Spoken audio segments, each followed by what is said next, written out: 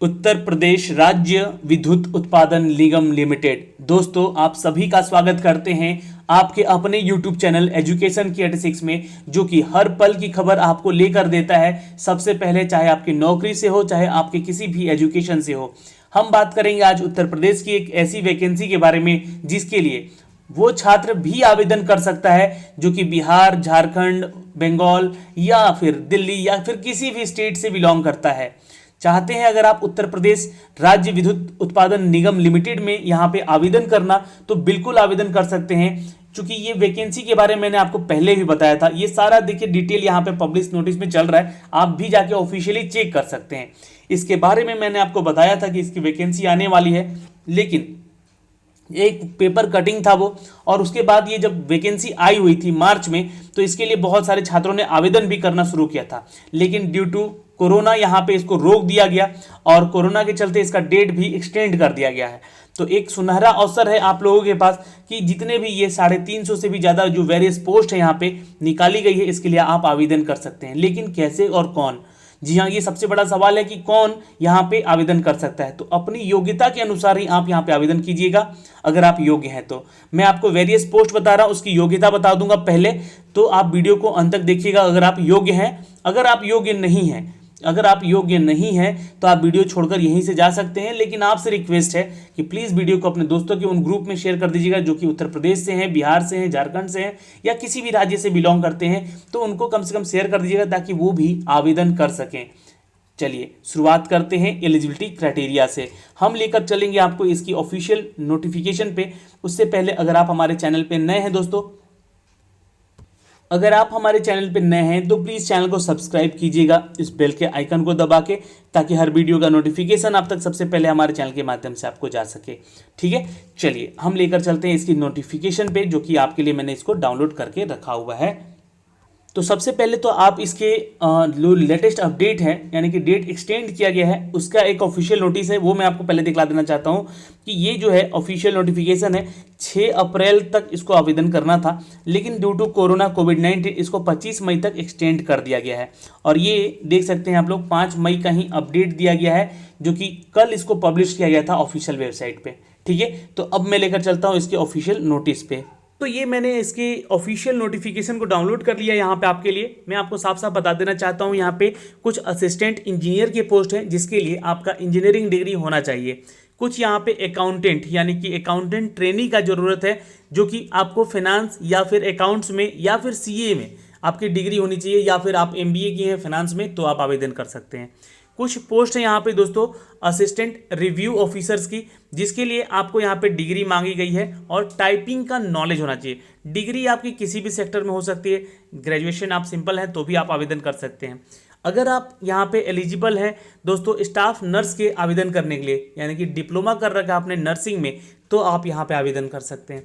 अगर आप फार्मास्यूटिक्स से रिलेटेड हैं स्टूडेंट, तो आपका डिप्लोमा होना चाहिए फार्मास्यूटिक्स में, जी हाँ, तो आप यहाँ पे आवेदन बिल्कुल कर सकते हैं। या फिर अगर आपने टेक्नीशियन की जॉब करनी है तो आपके लिए सबसे ज़्यादा पोस्ट है यहाँ पे दोस्तों। मैं आपको बता दूँ कि करीब 263 पदों की ये वैकेंसी है। ठीक है, 350 में सबसे ज़्यादा पोस्ट है टेक्नीशियन की। तो इसके लिए एलिजिबिलिटी क्या होनी चाहिए? तो सबसे पहला तो 10th पास होना चाहिए कैंडिडेट।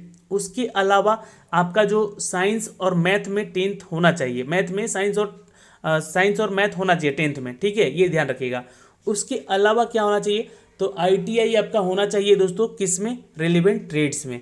वो कौन कौन से ट्रेड्स हैं? तो फिटर है, इलेक्ट्रीशियन है और इंस्ट्रूमेंटेशन है।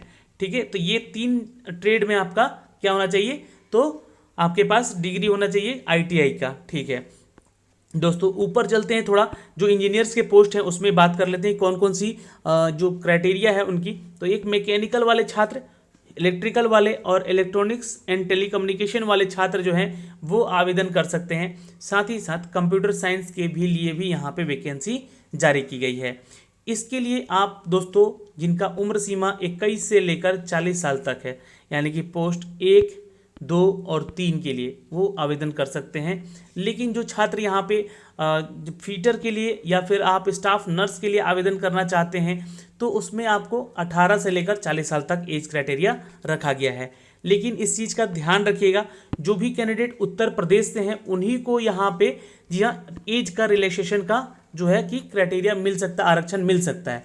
अगर आप अदर स्टेट से हैं, यानी कि सपोज बिहार से हैं, या फिर आप झारखंड से हैं, या फिर उत्तर प्रदेश के अलावा किसी अलग राष्ट्र से हैं, राज्य से हैं, तो आप यहाँ पे आवेदन तो कर सकते हैं, लेकिन आपको आरक्षण का फ़ायदा नहीं मिलेगा। तो वहाँ पे आपको जनरल की तरह ही आवेदन करना होगा। तो ये एक शॉर्ट जो मैंने आपको बताया कि क्राइटेरिया है, ठीक है, एलिजिबिलिटी क्राइटेरिया। अब मैं आपको पूरा डिटेल दूंगा, तो जो भी छात्र यहाँ पे वीडियो देख रहे हैं प्लीज़ वीडियो को अंत तक देखिएगा, और अगर जाना चाहते हैं तो जा सकते हैं, लेकिन वीडियो को शेयर जरूर कर दीजिएगा अपने दोस्तों के ग्रुप में भी। दोस्तों यहाँ पे उत्तर प्रदेश ने राज्य विद्युत उत्पादन निगम लिमिटेड की तरफ से वैकेंसी निकाली है।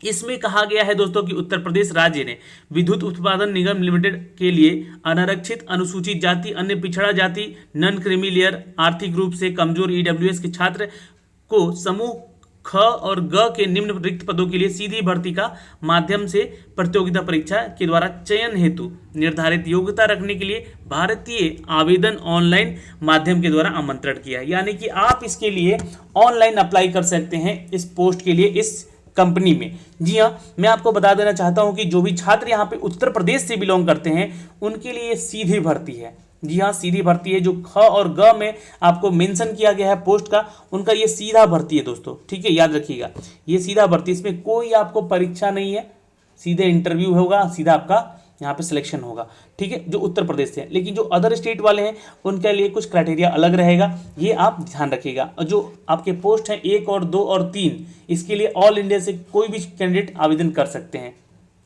दोस्तों उपरोक्त रिक्त की जो संख्या बताई गई है उसको आवश्यकता अनुसार घटाई बढ़ाई जा सकती है, जैसा कि उत्तर प्रदेश सरकार चाहेगी, ठीक है।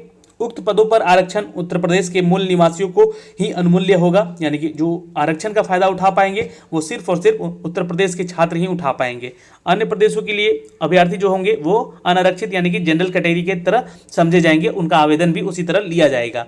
दोस्तों यहाँ पे सबसे इंपॉर्टेंट बात कही गई है कि जो पद आपको दिए गए हैं उनके लिए आपको एज ए ट्रेनी आपको यहाँ पे रिक्रूट किया जाएगा। असिस्टेंट इंजीनियर के लिए भी ट्रेनी और अकाउंटेंट के लिए भी ट्रेनी, ठीक है। लेकिन जो असिस्टेंट रिव्यू के लिए जो पोस्ट है जिसमें कि कोई भी डिग्री धारक, जैसे कि आपका बीएससी है या बीकॉम है, बीए है, तो भी आप आवेदन कर सकते हैं, लेकिन आपको वहाँ पे एक टाइपिंग नॉलेज से गुजरना होगा। जी हाँ, ये मैं आपको दिखलाता हूँ उस पोस्ट को। ये जो है लेखाधिकारी प्रशिक्षक जो है यहाँ पे, इसको आपको एक टाइपिंग टेस्ट से गुजरना होगा। ये कैटेगरी वाइज सीट दी गई है, उत्तर प्रदेश के छात्रों के लिए बताई गई है कि कौन कौन सी कैटेगरी में कौन कौन सा यहाँ पे कितना सीट है उन लोगों के लिए, ठीक है। तो यहाँ पे क्या है, तो आपसे टाइपिंग टेस्ट भी इस पोस्ट के लिए लिया जाएगा। लेकिन जो स्टाफ नर्स हैं उसमें सिर्फ और सिर्फ आपका डिप्लोमा डिग्री मांगा गया है, ठीक है। तो इस चीज़ का आप लोग ध्यान जरूर रखिएगा। चलिए कुछ और बातें करते हैं यहाँ पे, कुछ जो कि इंपॉर्टेंट है आपके इस रिक्रूटमेंट को लेकर। तो अनिवार्य शैक्षणिक योग्यता, तो through the knowledge of the Hindi in the Devanagari script, जो भी असिस्टेंट इंजीनियर के लिए आवेदन करेंगे यहाँ पे एज ए ट्रेनी और पोस्ट कोड 1, 2, 3, 4 के लिए, उनके लिए है अनिवार्यता। Through knowledge of Hindi in Devanagari script, आपको स्क्रिप्ट का नॉलेज होना चाहिए देवनागरी का, जिससे कि अगर आप टाइपिंग करने बैठते हैं हिंदी में तो आपसे ये टाइपिंग हो सके, देवनागरी में ही स्क्रिप्टिंग आपकी होनी चाहिए। Candidate has no pass high school और इक्विवेलेंट एग्जामिनेशन इन हिंदी और ही और she has the clear the examination conducted by the, note कर लीजिएगा दोस्तों, conducted by the register department examination government of youth Uttar Pradesh, यानी कि वर्तमान में परीक्षा नियामक प्राधिकारी उत्तर प्रदेश के तहत उनका होना चाहिए। अब यहाँ पे एक बहुत बड़ी बात कह दी गई है कि जो कैंडिडेट यहाँ पे, ऐसा नहीं है कि वो आवेदन नहीं कर सकते हैं, जो कि सिर्फ उत्तर प्रदेश से ही 12th किया है वो भी कर सकते हैं, लेकिन जो अदर स्टेट से भी जिन्होंने 12th कर रखा है वो भी आवेदन करेंगे यहाँ पे, ठीक है।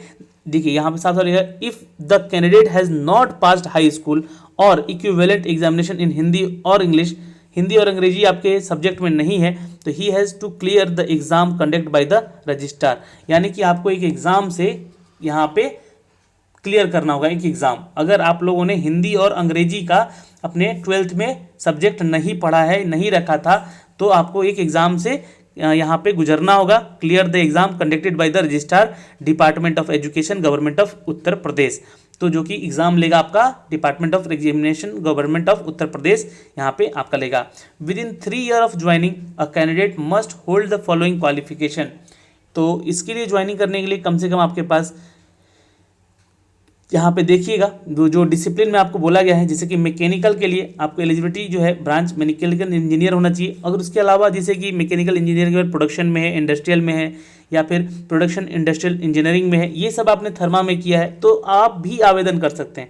ऐसा नहीं है कि सिर्फ जो मैंने आपको एलिजिबिलिटी बताई है वही छात्र, जो भी इस वैकेंसी इस जो डिसिप्लिन से, इस इंजीनियरिंग से रिलेटेड ब्रांचेज हैं, उनसे भी अगर आपने किया है दोस्तों तो आप यहाँ पे आवेदन कर सकते हैं इस पोस्ट के लिए। ठीक है, तो यहाँ पे साफ हो गया clear. Within 3 year of joining, जी हाँ, लास्ट 3 ईयर पहले भी ज्वाइनिंग अगर किए हैं तो candidate must hold the following, यानी कि जो कैंडिडेट यहाँ पे फ्रेशर है वो भी आवेदन कर सकते हैं, यानी कि जस्ट अभी पास होने वाले हैं वो कैंडिडेट भी आवेदन कर सकते हैं इन सभी डिसिप्लिन में अगर आपने अपना इंजीनियरिंग किया है तो। ठीक है, उसी तरह आगे चलते हैं दोस्तों। असिस्टेंट इंजीनियर के पोस्ट के लिए जो सिविल पोस्ट है उसके लिए कुछ क्राइटेरिया अलग है, क्योंकि सिविल और कंस्ट्रक्शन में आपका यहाँ पे क्या होना चाहिए, इंजीनियरिंग टेक्नोलॉजी में होना चाहिए। ठीक है, आगे चलते हैं दोस्तों। यहाँ पे और भी कुछ पोस्ट हैं, जैसे कि अकाउंट ऑफिसर के लिए, तो आपको यहाँ पे किसी भी रिकॉग्नाइज्ड यूनिवर्सिटी से सबसे पहले तो आपको देवनागरी स्क्रिप्ट यहाँ भी आना चाहिए, और पोस्ट ग्रेजुएशन होना चाहिए आपका, और साथ में हाई सेकेंड क्लास 55% मार्क्स होना चाहिए, ग्रेजुएट डिग्री होना चाहिए, तब आपका MBA मांगेगा यहाँ पे। जी हाँ, MBA तब होगा आपका, और MBA फाइनेंस में अकाउंट में अगर है तो ठीक है, और अगर आप CA हैं तो भी आप इसके लिए आवेदन कर सकते हैं। ठीक है, यहाँ पे दिया गया है, साफ साफ चीज़ों को देखिएगा, एक बार अच्छे से पढ़ लीजिएगा। जो भी कैंडिडेट अकाउंटेंट के लिए आवेदन करना चाहते हैं ट्रेनिंग के लिए, तो ये इनका क्राइटेरिया होना चाहिए।